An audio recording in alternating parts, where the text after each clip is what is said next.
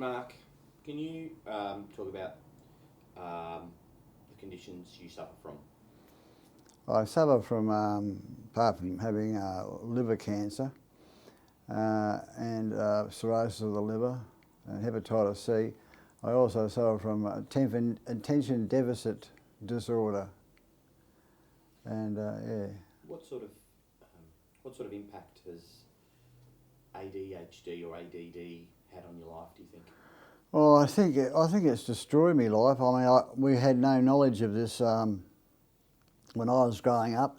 They diagnosed me as being autistic, and then some Professor Humphreys was his name. He was a child psychologist. He diagnosed me with something from autism.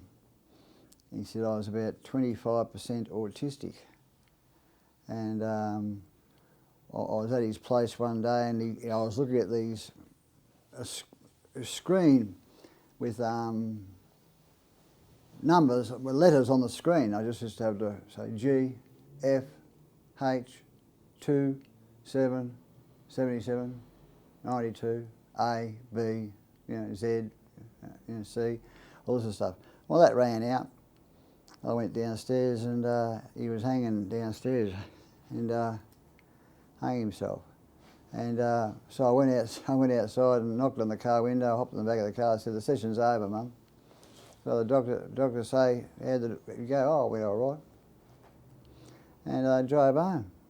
And later that night, my parents got a phone call, and Mum or Dad took the phone, and I think my dad took the phone, and they said, "Did Mark say anything when he hopped in the car? Did he tell you what happened?" "No, what happened?" "Oh, Dr. Humphreys took his own life." And we just wondered whether Mark might have seen it. And they come and asked me, "Did you see anything, Dr. Humphreys?" I said, "No." I said, "No, what you talking about?" And, yeah. He was a brainwave that said I suffered attention deficit disorder. And no, he was a brainwave that said I suffered from autism, not attention deficit disorder. That wasn't diagnosed till years and years and years later. So, without knowing that you had ADD, yeah. How do you think it's impacted on your life? Give us some examples. Well, if I had been treated for this years ago, I wouldn't have done 23 years, 9 months in jail. I wouldn't have gone to Tarana Boys Home. I would never have been certified mentally insane like twice or 3 times. I would have avoided all the shock treatment they give me. I would have avoided all the torment that my life went through. I would have avoided all that just by giving me a couple of little tablets, Even if they had to give me some bloody Ritalin, No one even thought of it. There wasn't even a word for it, and I never heard anyone mention it until many, many, many years later. And I was at a chemist shop, and I was being treated for some other disorder I had, and the chemist shop, Dave Nolte, I've become friendly with him. We used to like to talk to each other, and tell jokes and blah blah blah, swap tall stories and things like this. And he said, "Would you fill out one of these forms?" And I thought it was some snoring form, because he's very interested in sleep apnea, and he's an expert on sleep apnea. And I was about to say, "No, I'm not interested, Dave. I'm sleeping all right." And but it was on ADT, attention deficit disorder. He said, "Just go home and fill it out." So I filled out all the questions, and he took it and looked at it, and put it up against something else, and he said, "Do you mind if I get to my wife, who's a doctor, Dr. Helen Curzon, and she's a Russian doctor. She's very eminently qualified, and she gave me a reference to go and see the psychiatrist, Dr. Bill Orchard. And I went to see him, and Dave Nolly said I suffered from ADT. And he said, listen, trust me, he said, this man can help you. And so I went along to see him and had to talk to him, and he put me on ADT, which is dexamphetamine. He put me on another tablet too, which is the only thing I had a bit of a problem with, but not the dexamphetamine. You know, the other tablet he gave me, it was what was the name of it again? Someone? Doesn't matter. Eplum, yeah. And I didn't know the medical reason why he was giving me the Eplum, but the dexamphetamine was helping me at no end, and it focused the brain, and yeah, it just. So do you think that ADD is a real thing? Or do you think it's something that doctors have made up because they can't work out? Well, if it's not a real thing, well, the dexamphetamine centralised my thinking, centralised me brain, and I could sleep perfectly well on it. You know, I'd sleep. I go to sleep at 12 o'clock and wake up at 7 o'clock in the morning. You know, I've always slept like that. I'd go to sleep at 11 o'clock, wake up at 7 o'clock in the morning. And I slept like a log on it. And they said a person with ADD will sleep 8 to 10 hours, normal sleep on ADT, but a person who hasn't got ADD will be up and he'll be running around like a racehorse playing tennis. Just, you know, like he'd be speeding off his head.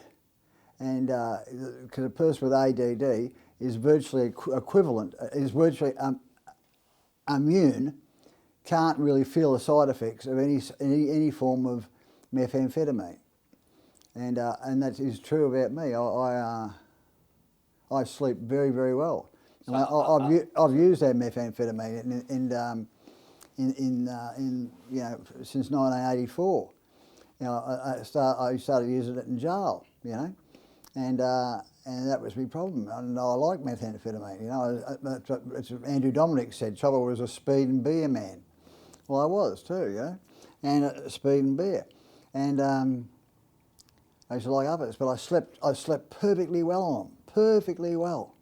And sleep like an iron, like a baby, and I've still and I got a 1.5 cholesterol reading, you know. So with being on a measured dose of dexamphetamine, a prescribed dose of dexamphetamine. How has that changed your life? So other than the sleep, what sort of behaviour have you is there anything noticeable for you in your sort of day-to-day activity like here? I wouldn't lose me temper. I wouldn't become frustrated with myself. I wouldn't become angry or annoyed with myself. Nothing seemed to worry me. I didn't have any, you know. Oh well, nothing's ever worried me. I've never worried about anything really. I'm the most unworried person. You know, like, you know. So, but do you think to just go back there? So, do you think that if you weren't taking some sort of Dex-based medication, if you weren't on Dex, do you think that the erratic behaviour of your younger years is because you weren't being treated? Yeah. Because they've always had me on some sort of mental hospital drug since the age of 15. Since the age of 15, they've had me on Valium, Seropax, Triptanol, Stelazine, Largactil, Modicay. I've even been injected with paraldehyde. Now, anyone who's been injected with paraldehyde knows it knocks you out for about 48 hours. I would wake up after 2 hours on paraldehyde and then want to play handball. Now, how how much methamphetamine have I got in my system normally? And this is at the age of 15. And I was so up and at it, and so manic, you know. And I think they must have tried me on some sort of stimulant in Royal Park, because there was a day I calmed right down, and I think that was the day they gave me some sort of benzodrine tablet. But yeah, they had me on everything, and all the years in jail they had me on everything. Before I got out, they had me on. I was taking 12 milligrams of Xanax, and I was on that for 7 years. 12 milligrams of Xanax a day. That's enough to kill a black dog. If you were, if the events were different, if the events of your life were different, and you were able to, and you were on this medication back in your earlier days, what do you think?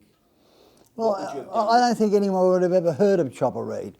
I don't think I would have, you know, I don't think I would have led the life I led. I can't see me. I don't think it would have happened, because if it's got the same feeling, if it has the same effect on me, it would have had the same effect on me then, but it's got on me now. It's sort of like just like your centering, your thinking centralises itself. Your conduct, you know, straightens out. You know. Do you think the prisons are full of people with ADHD? I think the prisons are loaded with people with ADHD. I mean, I think everyone that uses methamphetamine, that has a desire to use methamphetamine, is suffering from ADHD, because why do they like methamphetamine? And they sleep like a log on methamphetamine.